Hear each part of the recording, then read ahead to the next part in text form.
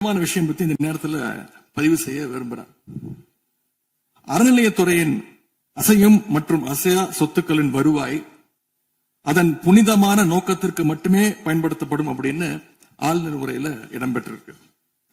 இந்த கருத்தை பார்க்கும் பொழுது அறநிலையத்துறையே இருக்கக்கூடாது அப்படின்னு சொல்ற பாஜகவுடைய குரலாகத்தான் தாவேக அரசும் சொல்லுதா அப்படிங்கிற சந்தேகம் எங்களுக்கு வருது. பாஜகவும் வலதுசாரிகளும் சொல்றது இதுதான்.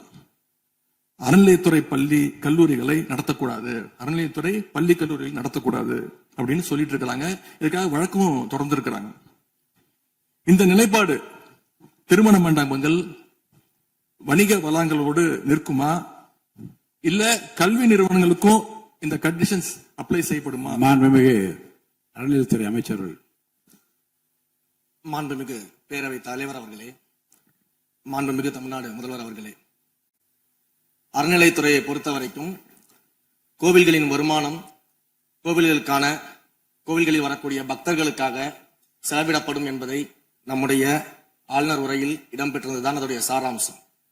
இன்னொன்று, சமீபத்தில் வெளியிடப்பட்ட திருமண மண்டபங்கள் மற்றும் வணிக வளாகங்கள் அந்த பணிகள் துவங்கப்படாத பணிகள் நிறுத்தப்பட்டது என்பது இந்த பணிகளை பொறுத்த வரைக்கும் நாம் ஆராய்ந்த வரைக்கும் அந்த கோவில்களில் பொதுமக்களுக்கு தேவையான அடிப்படை வசதிகள், பொதுமக்களுக்கு தேவையான தங்குமிட வசதிகள், பொதுமக்கள் பக்தர்கள் வரப்போது அவர்களுக்கு தேவையான அடிப்படையிலான கழிப்பறை வசதிகள் போன்ற இந்த வசதிகளை மேம்படுத்துவதை காட்டிலும் இவர்கள் கமர்ஷியலாக கோவில்களுக்கு திருமண மண்டபங்கள் கட்டுவதிலும் வணிக வளாகங்கள் கட்டுவதிலும் அதன் மூலமாக வருவாய் ஈட்டுவதை மட்டுமே குறிக்கோளாக வைத்துக் கொண்டு இந்த திட்டங்களை துவங்கியதன் காரணமாக மேலும் அதன் மீது பல்வேறு நீதிமன்ற வழக்குகள் ஸ்டே ஆர்டர்ஸ் இருப்பதனால நாம் அதையெல்லாம் ரத்து செய்து அறிவிச்சிருந்தோம். இதற்கு ஒரே ஒரு உதாரணமாக எந்த அளவிற்கு கோவில்களை கமர்ஷியலாக மாற்றுவதற்கு கடந்த ஆட்சி காலத்தில் முயற்சி செய்து கொண்டிருந்தார் என்பதற்காக ஒரே ஒரு சிறிய உதாரணத்தை மட்டும் சொல்லிடுறேன். அருள்மிகு குன்னூரில் இருக்கக்கூடிய அருள்மிகு விநாயகர் திருக்கோயில், ஏறத்தாழ அந்த கோயில்கள் இருந்து கோயில் நிதியை பயன்படுத்தி 10 கோடி ரூபாய் மதிப்பில ஒரு மல்டி லெவல் கார் பார்க்கிங் வசதியை அந்த கோயிலுக்கு ஏற்படுத்துவதற்கான திட்டத்தை இந்த அரசு அனுமதித்திருக்கிறது. இதற்கு முன்னால் இருந்தக்கூடிய அமைச்சர் அவர்கள் அதை அறிவித்திருக்கிறாங்க. அந்த கோயில்ல ஒட்டுமொத்தமாக மாதத்திற்கு வரக்கூடிய பக்தர்களின் எண்ணிக்கையே 500 தான் ஆவரேஜா. அதே போல அந்த கோவில்களுக்கு அடிப்படையில கழிப்பறை வசதி கூட கிடையாது. இது மட்டும் இல்ல, குன்னூர் மற்றும் உதகையை சுற்றி இருக்கக்கூடிய அனைத்து பகுதிகளிலும் இருக்கக்கூடிய 50 கோவில்கள்ல பேசிக்கா இருக்கக்கூடிய டாய்லெட் பெசிலிட்டிஸ் கூட அங்க இருக்கக்கூடிய கோயில்களுக்கு கிடையாது. அப்படிப்பட்ட இடங்கள்ல கோயில் நிதியை பயன்படுத்தி எதற்காக மல்டி லெவல் கார் பார்க்கிங் தேவைப்படுது? அப்ப இது கமர்ஷியல் திட்டங்கள் இல்லையா?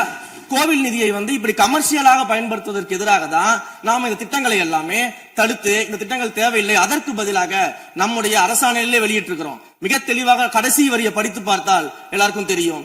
இந்த கோவில் நிதியை பயன்படுத்தி கோவிலும் பக்தர்களும் பயன்பெறக்கூடிய வகையில மாற்று திட்டங்களை உருவாக்கும் வரியை நம்ம மென்ஷன் பண்ணியிருந்தோம். எந்த இடத்திலையுமே மக்கள் பயன்படக்கூடிய கல்வி நிலையங்களையோ இல்ல இது போன்ற மருத்துவ வசதிகளையோ நாம செய்து தரமாட்டோம்னு சொல்லல. இன்னும் சொல்ல போனா கடந்த 5 ஆண்டுகள்ல ஒன்றிய அரசின் நிதி உதவியோடு பழனியில பாத்தீங்கன்னா ஒரு சித்த மருத்துவமனை கட்டுவதற்கான நிதி உதவியை ஒன்றிய அரசு தருவதற்கு தயாராக இருந்தது. ஆனா கடந்த ஆட்சியில அந்த திட்டத்தை அப்படியே கிடப்புல போட்டுட்டு கேட்டா ரெக்கரிங் செலவை எங்களால ஏத்துக்க முடியாது அப்படின்னு சொல்லி கிடப்புல போட்டு வச்சிருந்த இந்த திட்டத்தை நாம இன்றைக்கு கையில் எடுத்து அதை துவங்குவதற்கான ஆய்வில் இறங்கியிருக்கிறோம்.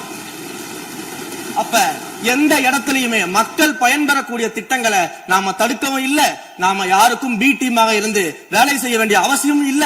கோயில்களின் நிதியை ஒரு காலமும் கமர்ஷியலாக பயன்படுத்த வேண்டிய அவசியமும் மாண்புமிகு தமிழ்நாடு முதலமைச்சர் தலைமையிலான தமிழக வெற்றி கழகத்தின் ஆட்சிக்கு தேவையும் இல்லை. மாண்புமிகு உறுப்பினர் சேகர் பாபு. மாண்புமிகு பேரவைத் தலைவர் அவர்களே, இந்து சமய அறநிலையத்துறை கொடைகள் என்ற ஒரு சட்டம் இருக்கின்றது. அந்த சட்டத்தில் விதி 69 என்ற குறிப்பிடப்பட்டிருக்கின்ற அந்த பணிகள் சட்ட விதிகளுக்கு உட்பட்டு சட்டத்தின் 36 பிரிவிலிருந்து தான் இந்த பணிகள் மேற்கொள்ளப்பட்டன.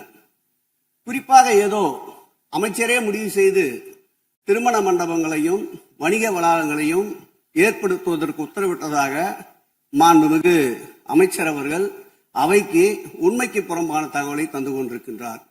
ஒவ்வொரு திட்டங்களும் அன்றைய காலகட்டத்தில் இருந்த சட்டப்பேரவை உறுப்பினர்களுடைய பரிந்துரையின் அடிப்படையில், சட்டப்பேரவை உறுப்பினர்கள் கேட்டுக்கொண்டதற்கு அடிப்படையில் தான் அனைத்து திட்டங்களும் அந்த காலகட்டங்களில் கொண்டு வரப்பட்டது.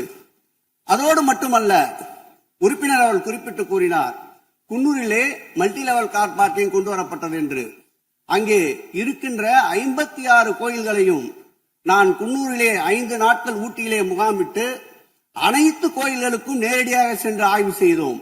அந்த ஆய்வின் அடிப்படையில் அந்த திருக்கோயில்களுக்கு வருகின்ற பக்தர்களுடைய அடிப்படை தேவைகளுக்கு வருமானத்தை உயர்த்துவதற்காக குன்னூருக்கு சுற்றுலாவிற்கு வருகின்ற மக்களுடைய வாகனங்கள் போதிய அளவிற்கு பார்க்கிங்களுக்கு இடமில்லாமல் தவிர்க்கின்ற சூழ்நிலையில் அங்கே மல்டி லெவல் பார்க்கிங் கொண்டு வந்தால் நகராட்சி பரிந்துரையின் அடிப்படையில் வருமானம் பெருகும்.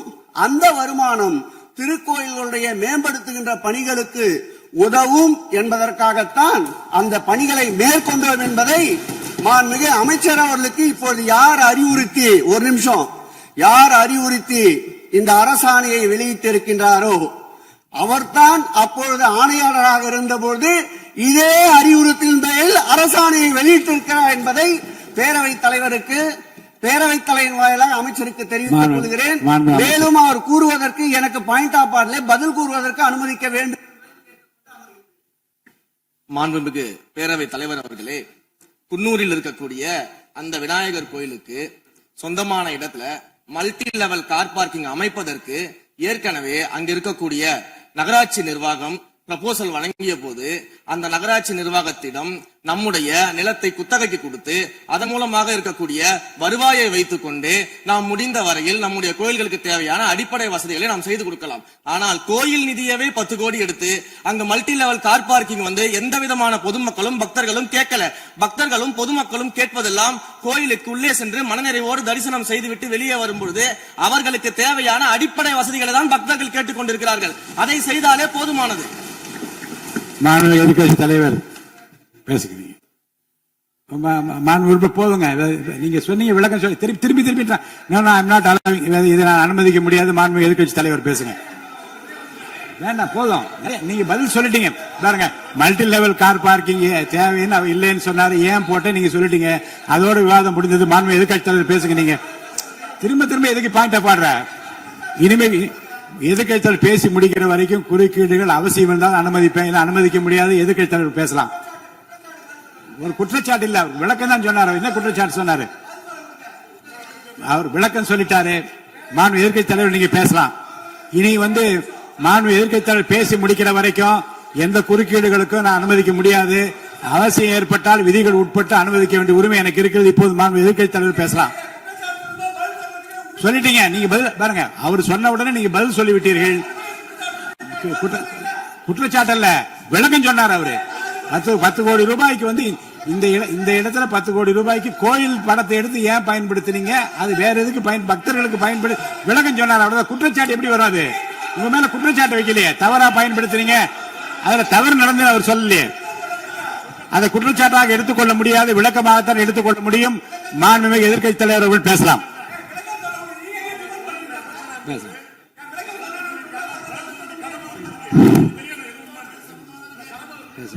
அவை முன்னவர். மாண்புமிகு பேரவைத் தலைவர்களே, அவை முன்னவர்கள் அதற்கான விளக்கத்தை சொல்லியிருக்கிறார்கள். இந்து அறநிலையத்துறை அமைச்சர் அவர்கள் விளக்கத்தை சொன்னார்கள். நீங்கள் அதற்கும் விளக்கத்தை கேட்டு பதிலளித்திருக்கிறீர்கள். மீண்டும் அவர் சொல்வதற்கெல்லாம் பதிலளிப்பதற்கு அவை நேரமில்லை.